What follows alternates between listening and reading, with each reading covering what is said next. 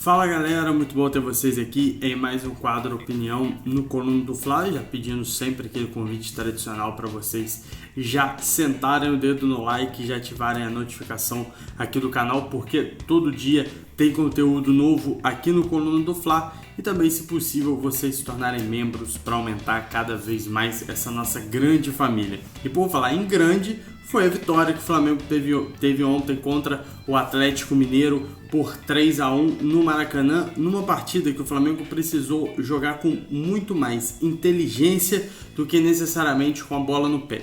Isso porque o Atlético abriu mão de jogar. Foi um futebol completamente covarde em uma tática extremamente absurda para um time que se diz grande do futebol brasileiro. O confronto parecia mais um time de primeira divisão contra um time do interior de campeonato estadual. O Atlético, o que ele fez? Ele colocou os 11 jogadores no campo de defesa. A gente tem essa imagem aí mostrando como que o Atlético defendia. Duas linhas de 4, na frente 2 jogadores. O Ricardo Oliveira, e ele era acompanhado ou pelo Casares ou pelo Elias. Em vários momentos do jogo, essa era a forma com que o Atlético se defendia. O Flamengo tentava trocar passes entre as linhas, que é uma característica do time, só que nem sempre isso estava funcionando.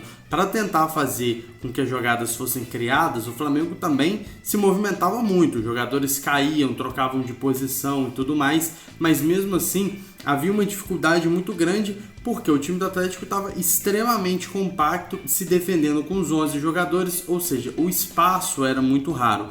E o Flamengo, num jogo de inteligência do JJ, já colocou o Flamengo para atuar mais pelo lado direito da defesa do Atlético Mineiro, ou seja, pelo nosso lado esquerdo. Por quê?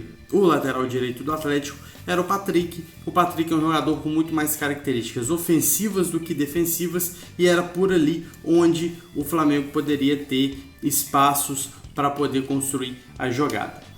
Esse posicionamento do Atlético foi o mesmo posicionamento que ele teve contra o Palmeiras no final de semana passado, no empate de 1-1. Isso mostrou que o JJ viu aquela partida e percebeu os pontos fracos do Atlético. E foi justamente aí que o Flamengo tentou se desenvolver dentro de campo para não ficar preso na marcação como ficou o Palmeiras. Porque o Atlético marcava, além das linhas, marcava sim, olha só, 3 jogadores em cima de um atleta do Flamengo. Ou seja, era o marcador, o cara da cobertura e o cara da cobertura para poder parar os jogadores do Flamengo. E foi assim em vários momentos da partida, e o Flamengo jogando por esse lado esquerdo, principalmente com o Vitinho, até então muito contestado por conta das atuações ruins, né, ao longo dessa temporada. A gente tem essa imagem aí que é icônica dos 11 jogadores do Atlético dentro da grande área fazendo a marcação. Ou seja, isso não é nem um lance de bola parada. Isso aí foi um lance de jogo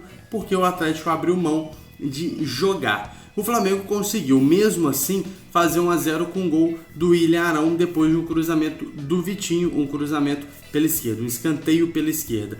Porque o Flamengo, percebendo que estava com essa dificuldade para conseguir furar a retranca, começou a finalizar de fora da área. O Rodolfo tentou, o Rafinha tentou, no chute do Rafinha o Wilson defendeu, no escanteio o Arão acabou fazendo o gol.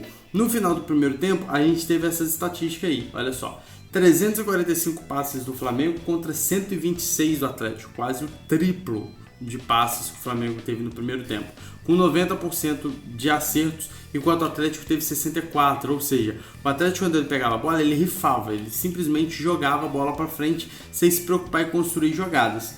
E a posse de bola do jogo, o Flamengo teve 71% na primeira etapa, sendo que a maior parte da bola ficou no campo de ataque do Flamengo, e o Atlético ficou quase 60% do tempo com a bola na defesa. E na hora que a gente analisa o mapa de calor, a gente vê que o Flamengo jogou aberto pelas extremidades, ou seja, pelas pontas, que era onde tentava se conseguir algum espaço. Já o Atlético, esse é o mapa de calor, o time praticamente concentrado dentro da grande área defensiva. Um absurdo, assim, para o futebol brasileiro, para a gente que gosta do futebol, um completo absurdo ver um jogo como esse. Quando a gente pega só o mapa de calor do ataque do Flamengo, a gente percebe esse é o mapa de calor dos 4 atacantes: Renier, Bruno Henrique, Everton Ribeiro e também o Vitinho. Mais jogadas pela esquerda, como eu já havia falado, para poder explorar as costas do Patrick. E o mais interessante esse é o mapa de calor de Mari e Rodolfo. E a posição onde eles mais ficaram foi no campo ofensivo, o que é um absurdo. Se você parar para pensar que o posicionamento deles era mais o posicionamento de volante, porque como o Atlético só defendia, os zagueiros subiam para poder colocar pressão. No segundo tempo, o Flamengo acabou falhando, uma falha defensiva grave no gol do Atlético. O Bruno Henrique não domina a bola no meio campo e o Nathan consegue aparecer entre o Rodolfo e o Rafinha, e o Everton Ribeiro não faz a recomposição defensiva. Depois disso, o Flamengo teve que continuar jogando com inteligência, e aí entrou o lado da habilidade, da qualidade técnica. O Vitinho faz uma grande jogada, consegue fazer o 2-1, e depois uma falha da defesa do Atlético, o Renier consegue fazer 3-1.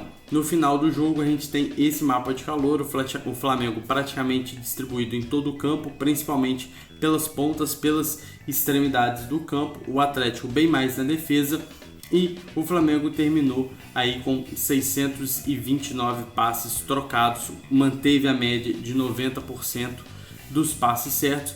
Teve uma queda no número de posses de bola, porque o Atlético conseguiu ficar mais com a bola no segundo tempo. Qual que é o saldo desse confronto? O saldo desse confronto é que o Flamengo conseguiu vencer com inteligência. Acabou com aquela história de que para ganhar do Flamengo precisa colocar os jogadores todos marcando e explorar o contra-ataque. Para ganhar do Flamengo tem que jogar mais bola que o Flamengo. E é essa que vai ser a maior dificuldade para os times brasileiros ao longo desse restante de temporada. Porque se colocar o time para jogar para cima do Flamengo, o Flamengo sabe jogar contra esse tipo de equipe. Se ficar variando entre retranca e momento ofensivo, o Flamengo sabe jogar contra esse tipo de time. E se pegar um time que só sabe se defender, o Flamengo sabe jogar contra esse tipo de time.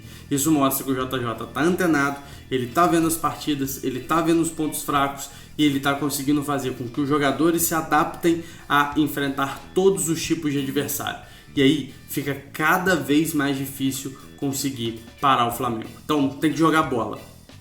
Antijogo, ficar só na retranca, com 11 no campo de defesa, não dá certo. O Flamengo vai passar por cima, vai atropelar e vai conseguir os 3 pontos. Tá certo? O que você achou da partida de ontem? Coloca aqui nos comentários, vamos debater mais sobre esse time. E por enquanto, 8 pontos de vantagem, segue o líder. Um forte abraço, saudações rubro-negras.